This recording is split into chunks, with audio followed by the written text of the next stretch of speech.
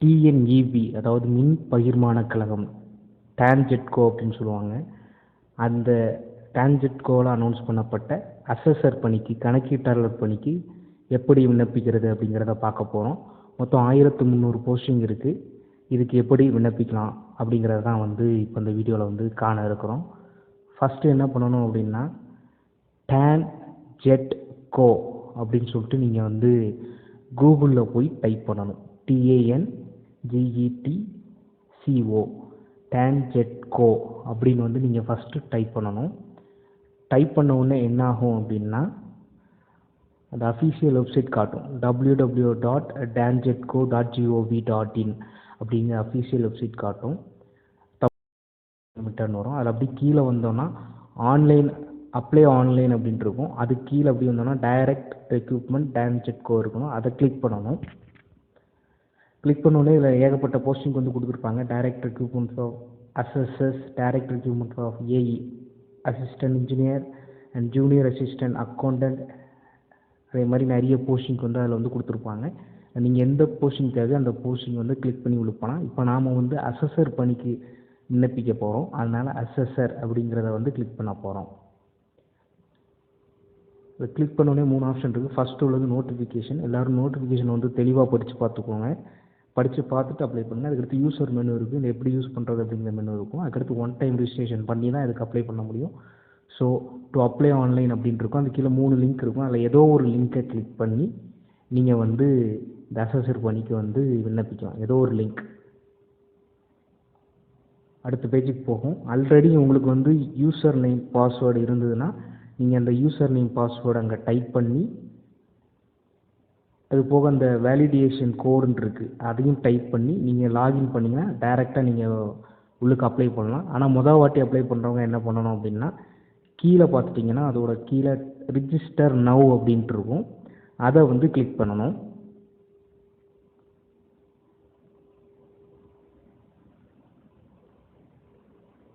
Register நோவை click பண்ண உடனே சில யூசர் ரிஜிஸ்ட்ரேஷன் சொல்லிட்டு சில டீட்டெயில் கேட்பாங்க.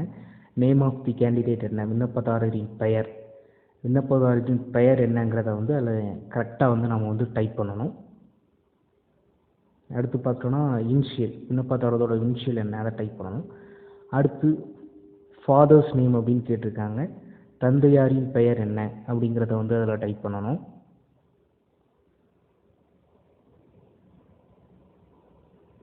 அதுக்கடுத்து தந்தையாரோட இனிஷியல் என்ன அதையும் டைப் பண்ணணும். இதுக்கடுத்து பார்த்துட்டோன்னா பிறந்த தேதி, எந்த வருடம், எந்த மாதம், எந்த தேதியில் பிறந்தீங்க அப்படிங்கிறத அதில் கிளிக் பண்ணிவிட்டு பார்த்தீங்கன்னா அதில் வந்துடும். அதுக்கடுத்து தேசிய இனம், நம்ம பொதுவாக இந்தியனாக இருக்கனால இந்தியன் ஒன்லி தான் அப்ளை பண்ண முடியும். அதனால் நேஷ்னாலிட்டி இந்தியன். அதுக்கடுத்து ஜெண்டர் கேட்டுருக்காங்க. நீங்கள் மெயில், ஃபீமேல், டிரான்ஸ்ஜெண்டர் இந்த 3ல் ஏதோ அதை கிளிக் பண்ணிக்கலாம். அடுத்து உங்களோட மெயில் ஐடி கேட்டிருக்காங்க. மெயில் ஐடி ரொம்ப ரொம்ப முக்கியமானது. உங்கள் மெயில் ஐடி அதில் டைப் பண்ணுங்கள். இந்த மெயில் ஐடிக்கு தான் என்னென்னா லிங்க் வரும். அந்த லிங்க்கை தான் நீங்கள் கிளிக் பண்ணியோ இல்லை அதில் யூசர் நேம் பாஸ்வேர்டு வரும். அதை வச்சு தான் நீங்கள் அடுத்த அக்கௌண்ட் ஓப்பன் பண்ண முடியும். ஸோ வேலிடான இமெயில் ஐடியை நீங்கள் கண்டிப்பாக கொடுத்தாகணும். அதுக்கடுத்து உங்களோட தொலைபேசி எண், தொடர்பு எண் அப்படின்னு கேட்டிருக்காங்க. உங்களோட கைபேசி எண் என்னவோ அதை நீங்கள் அதில் டைப் பண்ணிக்கலாம். உங்களோட தொடர்பு முகவரி கேட்டிருக்காங்க. உங்கள் வீட்டு நம்பர், டோர் நம்பர், அதுக்கடுத்து தெரு பேர் என்ன அப்படிங்கிறத அந்த தெருவோட பேர், ஸ்ட்ரீட் நேமை நீங்கள் அதில் டைப் பண்ணணும். அடுத்து பார்த்துட்டோம்னா ஏரியா, என்ன பகுதியிலேருந்து வாரீங்க அப்படிங்கிறத அங்கே டைப் பண்ணணும். ஏரியா டைப் பண்ணி முடிச்சதுக்கப்புறம் உங்களோட சிட்டி, எந்த நகரம், எந்த இடத்துலேருந்து வாரீங்க, எந்த இடத்துல இருக்கீங்க அப்படிங்கிறத அதில் டைப் பண்ணணும். அதுக்கடுத்து பார்த்துட்டோம்னா பின்கோடு, அஞ்சலக குறியீடு அப்படிம்பாங்க. உங்கள் ஊரோட அஞ்சலக குறியீடு என்னவோ அதை நீங்கள் அதில் டைப் பண்ணணும். பொதுவாக 6 டிஜிட்டில் இந்த அஞ்சலக குறியீட்டு எண் இருக்கும் இந்தியா முழுக்க. ஸோ அந்த கோடை டைப் பண்ணிக்கோங்க. இப்போ தான் உங்களோட கைபேசி எண், மொபைல் நம்பரை அதில் டைப் பண்ணணும். 10 இலக்க மொபைல் எண்ணை நீங்கள் அதில் டைப் பண்ணணும். கீழே பின்கோடு டைப் பண்ணி முடித்தோடனே மொபைல் எண் அதை டைப் பண்ண வந்துடுங்க. உங்களோட 10 இலக்க மொபைல் நம்பர் டைப் பண்ணாலே போதும். வேறு எதுவும் நீங்கள் டைப் பண்ண வேண்டாம்.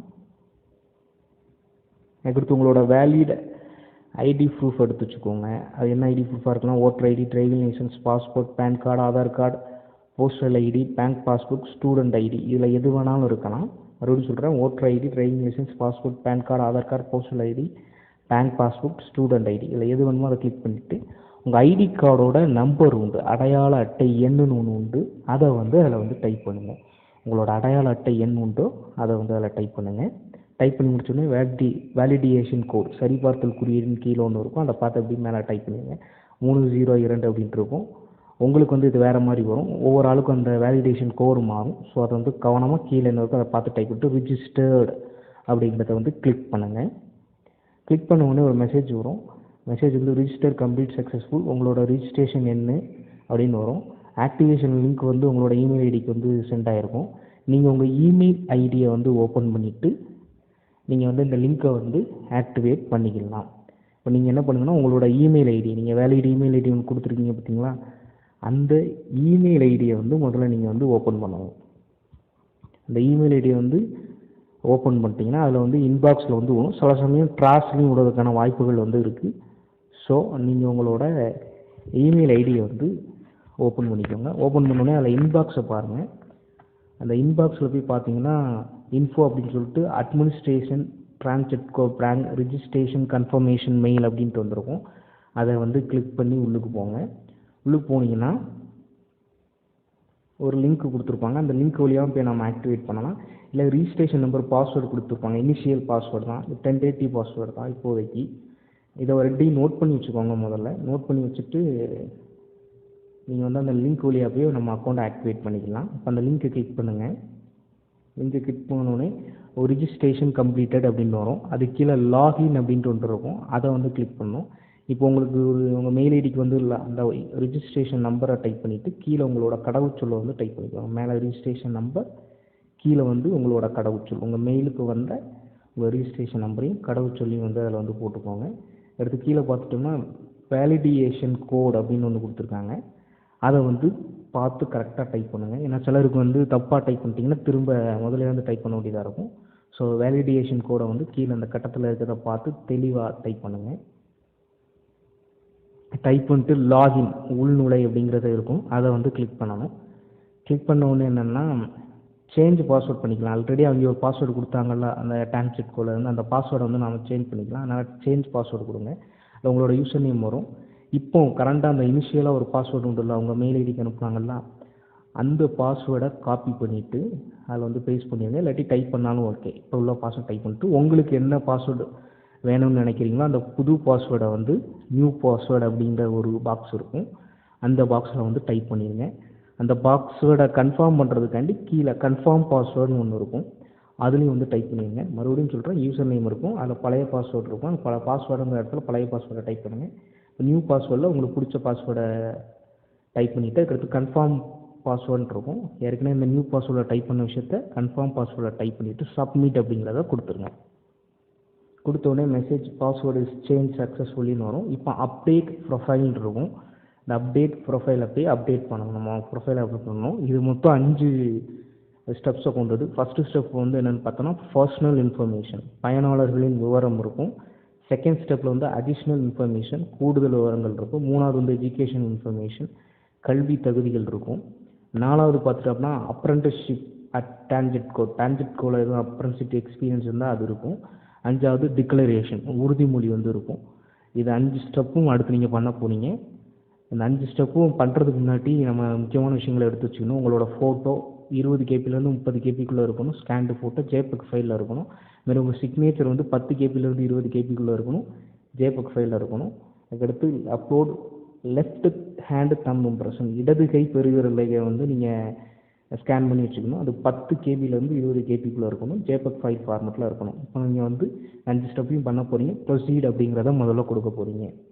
கொடுத்தோடனே ஆல்ரெடி நம்ம டைப் பண்ணி வச்ச டேட்டாஸ்லாம் அதில் வரும். நம்ம பேர், தந்தை பேர், date of birth, sex, mail ID, ID proof இதெல்லாம் வரும். அதுக்கடுத்து பிளேஸ் ஆஃப் எம்ப்ளாய்மெண்ட் எக்ஸ்சேஞ்ச், உங்களோட வேலைவாய்ப்பு அலுவலகம் எங்கே இருக்குது அப்படிங்கிறத வந்து நீங்கள் அதில் வந்து டைப் பண்ணணும். நீங்கள் பதிவு செய்த வேலை வாய்ப்பு அலுவலகம் எது அப்படிங்கிறத வந்து அதில் டைப் பண்ணிவிட்டு பக்கத்தில் வந்து எம்ப்ளாய்மெண்ட் ரிஜிஸ்ட்ரேஷன் நம்பர்னு இருக்கும், வேலை வாய்ப்பு பதிவு எண் அப்படின்ட்டு இருக்கும், அதை வந்து நீங்கள் டைப் பண்ணிக்கோங்க.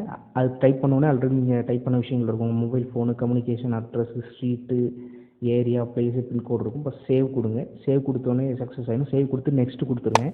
நெக்ஸ்ட் கொடுத்தோடனே அடிஷ்னல் இன்ஃபர்மேஷன் நம்ம செகண்ட் ஸ்டெப்புக்கு போயிடுவோம். செகண்ட் ஸ்டெப் போனோடனே எங்கள் நேஷனாலிட்டி இந்தியன் கேட்பாங்க. எந்த ஸ்டேட்லேருந்து வரீங்கன்னு கேட்பாங்க. தமிழ்நாடு. மதம் வந்து ஹிந்து. திருமண நிலை மேரீடா அன்மேரீடா. தாய்மொழி அறிவு எஸ்எஸ்எல்சியா டிகிரியான்னு கேட்டிருப்பாங்க. இதுக்கடுத்து மாற்றுத்திறனாளி அப்படின்னு கேட்டிருப்பாங்க. அதில் வந்து நோன்னு கொடுத்துருங்க. எஸ்னா அதில் என்ன டீட்டெயில் வருமோ அதை கொடுத்துருங்க. முன்னுரிமை ஏதாவது இருந்தால் அது கொடுத்துட்டு நாட் அப்ளிகபிள்னு கொடுத்துருங்க. அதுக்கடுத்து என்ன கம்யூனிட்டி அப்படின்னு கேட்டிருக்காங்க. ஓசியா, எஸ்சியா, எஸ்சிஏவா, எஸ்டியா, பிசியா, பிசிஆர்எஸ்ன்னு கொடுத்துருக்காங்க. அதை கொடுத்துக்கோங்க. அடுத்து தாங்கள் தங்களுடைய கணவர் ஒன்று அல்லது அதற்கு மேற்பட்ட மனைவியுடன் வாழ்ந்து வருகிறாரா அப்படின்னு கேட்டிருக்காங்க. எஸ்என்எஸ் கொடுங்க. நோ கொடுங்க. அடுத்து நம்ம ஃபோட்டோ வந்து அப்லோட் பண்ணணும். அப்லோட் ஃபோட்டோங்கிறத கிளிக் பண்ணாலும் நம்ம உள்ளுக்கு போகும். ஃபோட்டோ அப்லோட் பண்ணிக்கலாம். அதே மாதிரி சிக்னேச்சர் அப்லோட் பண்ணிக்கலாம். அந்த கேபி வந்து குறிப்பிட்ட கேபிக்குள்ளே இருக்கணும். ஜேபக் ஃபைலாக இருக்கணும். அடுத்து வந்து நம்மளோட இடது கை பெருவிரல் ரேகை வந்து நம்ம அப்லோட் பண்ணணும். அப்லோட் பண்ணிட்டு சேவ் கொடுக்கணும். சேவ் கொடுத்துட்டு நம்ம நெக்ஸ்ட்டு கொடுக்கணும். இப்போ சேவ் கொடுத்தோடனே டேட்டா சேவ்டு அப்படின்ட்டு வந்துருச்சு. கீழே வந்து நம்ம என்ன டீட்டெயில் டைப் பண்ணியிருக்கோமோ அதோட ஒரு இது வரும். இப்போ வந்து கீழே வந்து என்ன பண்ணால் நெக்ஸ்ட் அப்படிங்கிற ஒரு பட்டனை கிளிக் பண்ணணும். கொடுத்தோடனே நம்ம எஜுகேஷனல் குவாலிஃபிகேஷன் என்ன, கல்வி தகுதி விவரங்கள் என்னவோ அதெல்லாம் வந்து டைப் பண்ணணும். நீங்கள் எஸ்எஸ்எல்சி பாஸ் பண்ணியிருந்தீங்கன்னா அதில் வந்து எஸ்எஸ்எல்சி போட்டு ரெகுலராக வேறு எந்த மோடு அப்படின்னு பார்த்துக்கோங்க. தேர்ச்சி பெற்ற மாதம் வருடம் கேட்டிருக்காங்க. அந்த பாக்ஸை கிளிக் பண்ணிங்கன்னா எந்த வருடம் நீங்கள் தேர்ச்சி பெற்றீங்க, எந்த மாதம் தேர்ச்சி பெற்றீங்க அப்படிங்கிற டீட்டெயில் வந்து போடலாம். அடுத்து வந்து வாரியம் என்னன்னு கேட்டிருக்காங்க. Name of the board, university என்னன்னு போடுவாங்க. ஸ்டேட், மெட்ரிக், ஆங்கிலோ, சிபிஎஸ்சி, அதே மாதிரி நிறைய விஷயங்கள் இருக்குது. அதில் நீங்கள் எதில் வந்து படிச்சிங்களோ அதை வந்து கிளிக் பண்ணுங்கள். பயிற்று மொழி தமிழா, இங்கிலீஷா, அதர்ஸான்னு கேட்டிருக்காங்க. அதையும் நீங்கள் கிளிக் பண்ணிக்கலாம். அடுத்து நீங்கள் வந்து பெற்ற மதிப்பெண்கள் அப்படின்னு கேட்டிருக்காங்க. இப்போ 500க்கு 410 எடுத்தீங்கன்னா 410ன்னு போடுங்க. அதுக்கடுத்து மொத்த உச்சபட்ச மதிப்பெண்கள் எத்தனை கேட்டிருக்காங்க. மொத்த மதிப்பெண்கள் எத்தனை கேட்டிருக்காங்க. 500னா 500ன்னு போட்டுக்கோங்க. அதுக்கடுத்து உங்களோட சான்றிதழ் எண் கேட்பாங்க. இந்த 500 போட்டுட்டு அதுக்கடுத்து உங்களோட சான்றிதழ் எஸ்எஸ்எல்சி எக்ஸாமினேஷன் ஷீட்டில் மார்க் ஷீட்டில் என்ன நம்பர் இருக்கோ அந்த நம்பரை வந்து அதில் டைப் பண்ணிக்கோங்க.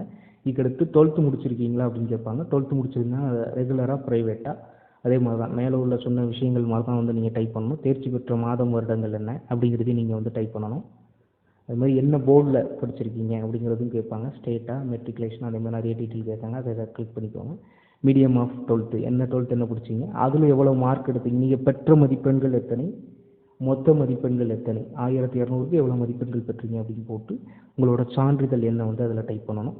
அதுக்கடுத்து வந்து டிப்ளமோ இன்ஜினியரிங் குவாலிஃபிகேஷன் வச்சுருந்தீங்கன்னா எஸ்ன்னு கொடுத்து அதோட டேட்டாவை டைப் பண்ணிக்கோங்க. இது மாதிரி யூஜிபிஜி இன்ஜினியரிங் குவாலிஃபிகேஷன் வச்சுருந்தீங்கன்னா அது எஸ்ன்னு கொடுத்து அதோட டேட்டாவை வச்சுக்கோங்க. இது மாதிரி UG PG arts and science expert chemistry அப்படின்னா அதை வந்து நீங்கள் இங்கே டைப் பண்ணலாம். அதாவது கெமிஸ்ட்ரி தவிர, வேதியியல் பாடத்தை தவிர வேறு பாடத்தை எடுத்திங்கன்னா இங்கே நீங்கள் பண்ணலாம். பிஏனா பிஎன் போட்டுக்கோங்க, பிஎஸ்சினா பிஎஸ்சின்னு போட்டுக்கோங்க. ரெகுலராக வேறு என்ன மோடில் படிச்சிருக்கீங்களோ அதை போட்டுட்டு உங்களோட முக்கிய பாடப்பிரிவு என்னன்னு கேட்டிருக்காங்க அதை போட்டுட்டு நீங்கள் தேர்ச்சி பெற்ற மாதம் வருடம் கேட்டிருக்காங்க அதையும் டைப் பண்ணிக்கோங்க. அடுத்து என்ன பல்கலைக்கழகத்தில் நீங்கள் வந்து படிச்சீங்க, இல்லாட்டி என்ன வாரியத்தில் படிச்சீங்க அப்படின்னு கேட்டிருக்காங்க. நீங்கள் என்ன யூனிவர்சிட்டியில் படிச்சீங்களோ அந்த யூனிவர்சிட்டி நேமை வந்து அதில் டைப் பண்ணிக்கோங்க. அடுத்து பார்த்தோம்னா உங்களோட பயிற்று மொழி என்னன்னு கேட்டிருக்காங்க. ஆங்கிலமா, தமிழா, அதே மாதிரி தான். அதே மாதிரி நீங்கள் பெற்ற மதிப்பெண்கள் எவ்வளவு அப்படிங்கிறத வந்து அதில் டைப் பண்ணணும். அடுத்து மொத்த மதிப்பெண்கள் எவ்வளவு அப்படிங்கிற விஷயத்தையும் வந்து அடுத்த காலத்தில் வந்து டைப் பண்ணணும். நீங்கள் பெற்ற மதிப்பெண்கள், நீங்கள் மொத்த மதிப்பெண்கள் டைப் பண்ணிக்கோங்க. இப்போ உங்களோட சர்டிஃபிகேட் நம்பர், ஒவ்வொருத்தருக்கும் ஒரு சர்டிஃபிகேட் நம்பர் இருக்கும். மார்க் ஷீட்டில் இருக்கும் மேக்ஸிமம், இல்லை டிகிரி சர்டிஃபிகேட்லேயே வச்சுருக்கும். அதை வந்து நீங்கள் வந்து டைப் பண்ணிக்கலாம். இதுக்கடுத்து பார்த்தீங்கன்னா எம்ஏ, எம்எஸ்சி என்ன படிச்சிருக்கீங்களோ அதை கிளிக் பண்ணிக்கோங்க. ரெகுலராக பார்ட் டைம் என்ன மூலம் பார்த்துக்கோங்க. அதில் மெயின் சப்ஜெக்ட் என்னன்னு பார்த்துட்டு நீங்கள் தேர்ச்சி பெற்ற மாதம் வருடம் போட்டுட்டு என்ன யூனிவர்சிட்டி அப்படிங்கிறத போட்டு என்ன மீடியம் ஆஃப் இன்ஸ்ட்ரக்ஷன், எவ்வளவு பெற்ற மதிப்பெண்கள், நீங்கள் வாங்கின மதிப்பெண்கள் எவ்வளவு அப்படிங்கிறத அடுத்த இதில் போட்டுட்டு மொத்த மதிப்பெண்கள் எவ்வளவோ அதையும் போட்டுட்டு உங்களோட எஜுகேஷன் அந்த எம்ஏ டிகிரிக்கான சான்றிதழ் என்ன வந்து சர்டிஃபிகேட் நம்பரை வந்து கடைசி இதில் வந்து டைப் பண்ணிடுங்க. அதே மாதிரி பார்த்தீங்கன்னா கீழே வந்து இருக்குது என்னென்னா, நீங்கள் கெமிஸ்ட்ரி படிச்சிருந்தீங்கன்னா யூஜிபிஜியில் கெமிஸ்ட்ரி படிச்சிருந்தீங்கன்னா அதில் எஸ்ன்னு கொடுத்து அதை நீங்கள் ஃபில் பண்ணிக்கலாம். அப்படின்னா நீங்கள் மேலே உள்ளதை ஃபில் பண்ண முடியாது, இதை தான் ஃபில் பண்ண முடியும். அதே மாதிரி அக்கௌண்ட்ஸ், காமர்ஸ் எதுவும் முடிச்சிருந்தீங்கன்னா நீங்கள் அதுவும் கொடுத்துக்கலாம். எஸ்ன்னு போட்டு அதையும் கொடுத்துக்கலாம். ஒரு டிகிரி பிஜி அக்கௌண்ட்ஸ், காமர்ஸ் எதுவும் முடிச்சிருந்தீங்கன்னா பிஜி டிகிரி அதுக்கு எஸ்ன்னு கொடுத்துக்கோங்க. இது மாதிரி ஐடிஐ படிச்சிருந்தீங்கன்னா ஐடிஐ படிச்சுன்னா எஸ்ன்னு கொடுத்து அதோட டீட்டெயில் சேவ் பண்ணிக்கோங்க. 5வது வரை படிச்சிருந்தீங்கன்னா கேங்மேன் எலிஜிபிலிட்டி கேண்டி நீங்கள் அது படிச்சிருந்தீங்கன்னா எஸ்ன்னு கொடுத்து அதையும் போட்டுக்கோங்க. இது தேவையில்லைன்னு நினைக்கிறேன். மேக்ஸிமம் கேங்மேன் ப்ராஜெக்ட் தான் தேவைப்படும். இருந்தாலும் நீங்கள் ஃபில் பண்ணி வச்சுக்கோங்க. இப்போ சேவ்னு கொடுத்துக்கோங்க. சேவ்னு கொடுத்தோன்னே எல்லா டீட்டெயிலும் வந்து சேவ் ஆகி நமக்கு வந்துடும். அதை வந்து நீங்கள் வந்து அதில் பார்க்கலாம். டேட்டா சேவ்னு போட்டு வரும். நம்ம என்னென்ன டைப் பண்ணோமோ அது வரும். அப்படியே கீழே வந்துட்டிங்கன்னா நெக்ஸ்ட் அப்படிங்கிற ஒரு ஆப்ஷன் இருக்கும். டேட்டா சேவ்னு வந்தாச்சு. இப்போ நெக்ஸ்ட் வாங்க. நெக்ஸ்ட்டு கொடுத்தீங்கன்னா அப்பன்டிக்ஸ் எதுவும் நீங்கள் வந்து பண்ணியிருக்கீங்களா, டான்ஜெட்கோவில் அப்ரெண்டிஸ்ஷிப் பண்ணியிருக்கீங்களா அப்படின்னு கேட்பாங்க. பண்ணியிருந்தீங்கன்னா எஸ்ன்னு கொடுத்து அதோட டீட்டெயில் வந்து அங்கே டைப் பண்ணுங்கள். அப்ரெண்டிஸ்ஷிப் எப்போ பண்ணீங்க, கிராஜுவேட்டாக, டிப்ளமோ, ஐடிஐயா, எந்த டேட்லேருந்து எந்த டேட் வரைக்கும், ஆஃபீஸ் என்ன ஆஃபீஸ் அதை வந்து டைப் பண்ணிக்கோங்க. இல்லாட்டி நோன்னு கொடுத்துக்கோங்க. அதே மாதிரி நீங்கள் உங்களுக்கு கவர்மெண்ட் ஸ்டேட் இல்லை சென்ட்ரல் கவர்மெண்ட் 5 வருஷம் எங்கேயும் ஒர்க் பண்ணியிருந்தீங்கன்னா இந்த டிபார்ட்மெண்ட் நேமு எந்த டேட்டு அந்த டேட்டை கொடுத்துட்டு மற்ற டீட்டெயிலாம் அதில் டைப் பண்ணிக்கோங்க. ஆஃபீஸ் ஒன்று இல்லைன்னா நோன் கொடுத்துக்கோங்க. அது மாதிரி நீங்கள் வேறு எதுவும் கம்பெனியில் ஒர்க் பண்ணியிருந்தீங்கன்னா அதோட டீட்டெயில் வேணால் அதில் கொடுத்துட்டு சேவ் கொடுத்துட்டு நெக்ஸ்ட்டு கொடுங்க. இப்போ வந்து டேட்டா சேவ்னு வந்துட்டு இப்போ மறுபடியும் நெக்ஸ்ட்டு கொடுத்தீங்கன்னா டிக்ளரேஷன் ஃபார்ம் வந்து வரும். இந்த டிக்ளரேஷன் ஃபார்மில் வந்து நான் கண்டவற்றை அறிவிக்கிறேன், ஐ டிக்ளேர் தட் அப்படின்னு போட்டிருக்கேன். இந்த விவரங்கள் பதிவு என்பது என்னுடைய சொந்த விவரங்கள், முன்கூட்டியே சேகரிக்கத்தானே தவிர மற்ற எந்த இதுவும் போட்டு அப்படி இல்லை ஏகப்பட்ட டீட்டெயில்ஸ் கொடுத்துருக்காங்க. 1 2 3ன்னு சொல்லிட்டு இங்கே வந்து டிக்ளரேஷன் நிறைய டிக்ளரேஷன் கொடுத்துருக்காங்க. இந்த டிக்ளரேஷனை நீங்கள் வந்து ஒவ்வொன்றையும் நிதானமாக நிறுத்தி படித்து பாருங்கள். ஏன்னா இது பெரிய இதாக இருக்குது. இது ஒரு 2 நிமிஷம் 3 நிமிஷம் ஆகலாம். இதை வந்து அப்படி நிறுத்தி படித்து பாருங்கள். ஒவ்வொன்றையும் படித்து பார்த்துட்டு கீழே வந்தீங்கன்னா I have read and agree terms and condition கொடுத்துட்டு ஐ அக்ரின்னு கொடுத்துருங்க. இது கொடுத்த உடனே 5 ஸ்டெப்பு நமக்கு கம்ப்ளீட் ஆகிடும். சக்ஸஸ்ஃபுல்லி கம்ப்ளீட்டட் 5th ஸ்டெப் அப்படின்ட்டு வந்துட்டு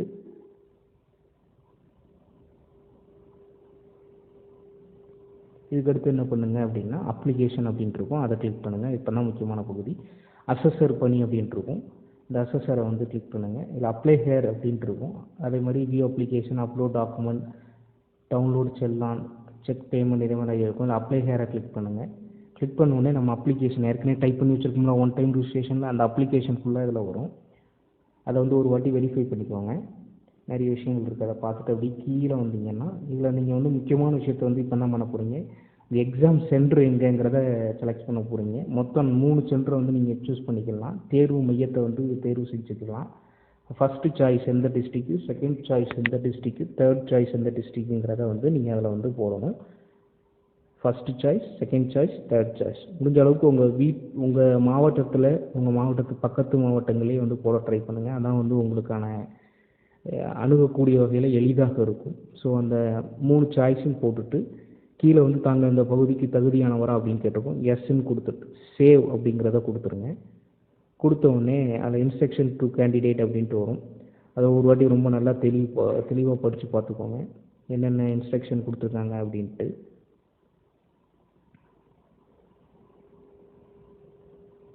இது வந்து நீங்கள் வந்து மேலே கொடுத்த விஷயங்கள் எல்லாம் கரெக்டாக தான் கொடுத்துருக்கேன் அப்படின்னு சொல்கிற மாதிரி இருக்கும். அது டீட்டெயிலாக வந்து கீழே வரைக்கும் கொடுத்துருப்பாங்க. அதை படித்து பார்த்துட்டு நான் தேர்வு எழுதுவதாலோ அல்லது தேர்ச்சி பெற்றாலோ பணி நியமனத்திற்கு தகுதி பெற்று விட்டதாக புரிந்து கொள்ள மாட்டேன் அப்படிங்கிறத கிளிக் பண்ணிக்குவோம். கடைசியாக ஒன்று இருக்குது பார்த்தீங்களா, ஒரு சின்ன ரவுண்டு மாதிரி இருக்குது. அதை வந்து எல்லாத்தையும் படித்து பார்த்துட்டு அந்த ரவுண்டு பக்கத்தில் கிளிக் பண்ணிங்கன்னா கிளிக் ஆகிரும். கிளிக் ஆனோடனே ப்ரொசீட் அப்படிங்கிறத கொடுங்க. ப்ரொசீட் ஆகும். அப்ளிகேஷன் சேவ்டு அப்படின்னு வந்துட்டு இதில் பார்த்தீங்கன்னா அந்த அசஸர் மறுபடியும் கிளிக் பண்ணிட்டு upload document view application form இருக்கும். ஒரு வாட்டி அந்த அப்ளிகேஷன் ஃபார்மை வந்து நல்லா வியூ பண்ணி பார்த்துக்கோங்க. இங்கே வந்து உங்களோட அப்ளிகேஷன் நம்பர் கொடுத்துருவாங்க, ரிஜிஸ்ட்ரேஷன் நம்பர் கொடுத்துருவாங்க. அதோட நம்மளோட டீட்டெயில்ஸ் வந்து அதில் இருக்கும். என்னென்ன டீட்டெயில் வேணுமோ வந்து அதை வந்து நீங்கள் அதில் பார்த்துக்கலாம். எக்ஸாம் சென்டர் என்ன போட்டிருக்கீங்க அப்படிங்கிறதையும் பார்த்துட்டு உங்கள் ஃபோட்டோ, சிக்னேச்சர், இடது கை குறியீடு எல்லாம் கரெக்டாக இருக்குன்னு பார்க்கும். மறுபடியும் அசஸர் பேஜுக்கு வந்து அப்லோட் டாக்குமெண்ட் அப்படிங்கிறது இருக்கும். அந்த அப்லோட் டாக்குமெண்ட்டை கிளிக் பண்ணுங்கள். கிளிக் பண்ணிட்டு நீங்கள் உங்கள் எஜுகேஷன் குவாலிஃபிகேஷன் கொடுத்தீங்களா, அது கம்யூனிட்டி சர்டிஃபிகேட்டும் இருக்கணும். இல்லை எஸ்எஸ்எல்சி சர்டிஃபிகேட் கேட்டிருக்காங்க. சூஸ் ஃபைல் கொடுத்து நீங்கள் ஆல்ரெடி ஸ்கேன் பண்ணி வச்சுருக்க உங்களோட டிகிரி சர்டிஃபிகேட் PDF ஃபார்மெட்டில் இருக்கணும். 100 KB-லேருந்து 130 KB-க்குள்ளே இருக்கணும். ஸோ அதை வந்து அப்லோட் பண்ணிக்கோங்க. அதை நம்ம வியூ பண்ணியும் பார்க்கலாம். அதே மாதிரி உங்களோட டிகிரி சர்டிஃபிகேட் பிஏல என்ன முடிச்சிருக்கீங்களோ அது, உங்களோட கம்யூனிட்டி சர்டிஃபிகேட் என்ன இருக்கோ அதையும் வந்து அப்லோட் பண்ணிக்கோங்க. இதெல்லாம் PDF ஃபார்மெட்டில் 100லேருந்து 100 சம்திங் KB-க்குள்ளே இருக்கணும். நீங்கள் அதை வியூ பண்ணியும் பார்த்துக்கலாம். சில சமயம் பண்ணால் எடுக்காது. ஸோ நீங்கள் வந்து கரெக்டானதை அப்லோட் பண்ணுங்கள். அடுத்து அப்லோட் அப்படிங்கிற ஆப்ஷனை கொடுங்க. சர்டிஃபிகேட் அப்லோட் ஆயிரும். 3 சர்டிஃபிகேட் அப்லோட் ஆனோடனே சக்ஸஸ்ஃபுல்லி அப்லோடட் அப்படிங்கிற டீட்டெயில் வந்து வரும். SSLC certificate uploaded, BA certificate uploaded, community certificate அப்லோடட்னு வரும். நீங்கள் மறுபடியும் அசஸர் அப்படிங்கிறத வந்து கிளிக் பண்ணிக்குவாங்க. கிளிக் பண்ணிட்டு டவுன்லோட் செல்லான் அப்படின்னு சொல்லுவாங்க. நீங்கள் வந்து செல்லான் வழியாக பே பண்ணணும்னு நினச்சிங்கன்னா அதில் 3 பேங்க் கொடுத்துருக்காங்க. Canara bank, Indian bank, Indian Overseas bank வந்து கொடுத்துருக்காங்க. இல்லை உங்களுக்கு எந்த பேங்க் தேவையோ அந்த பேங்கை கிளிக் பண்ணி உங்கள் பக்கத்தில் உள்ள பேங்க் எதுவோ அதை கிளிக் பண்ணி நீங்கள் வந்து செல்லானை வந்து டவுன்லோட் பண்ணிக்கலாம். முதல்ல செல்லானை சேவ் பண்ணி வச்சுக்கோங்க. இதுக்கடுத்து ஒரு பென் ட்ரைவில் எடுத்துகிட்டு போய் பிரிண்ட் அவுட் எடுத்து நீங்கள் அந்த பேங்க் என்னவோ அந்த பேங்க்கில் வந்து கட்டிட்டிங்கன்னா, குறிப்பிட்ட நாளுக்குள்ளே கட்டிட்டிங்கன்னா வந்து உங்களுக்கு வந்து ஏறிடும். ஏறினதுக்கப்புறம் வந்து இங்கே செக் பேமெண்ட்டில் கொஞ்ச நாள் கழித்து பார்த்தீங்கன்னா அதிலே வந்துடும். கீழே பார்த்தீங்கன்னா இந்த அசஸர் இதில் வந்து ஷோ ஹிடன் இருக்கும். அதை போய் பார்த்தீங்கன்னா செக் பேமெண்ட் கிளிக் பண்ணிங்கன்னா கட்டணத்தை சரி பார்த்துக்கலாம். இல்லை ஆன்லைனில் பண்ணணும்னு நினைக்கிறவங்க நீங்கள் ஆன்லைனில் பண்ணிக்கலாம். இவ்வளோ தாங்க அசஸர் பணிக்கு விண்ணப்பிக்கிறதான மெத்தடு. நீங்கள் வந்து நல்லபடியாக விண்ணப்பித்து தேர்விலே வெற்றி பெற வந்து வாழ்த்துக்கள். பேமெண்ட் போட்டதுக்கப்புறம் உங்களுக்கு நீங்கள் ஃபர்தராக மற்ற விஷயங்கள் வந்து அதில் பார்த்துக்கலாம். தொடர்ந்து நெல்லை ஜங்ஷனுடன் இணைந்ததற்கு நன்றி.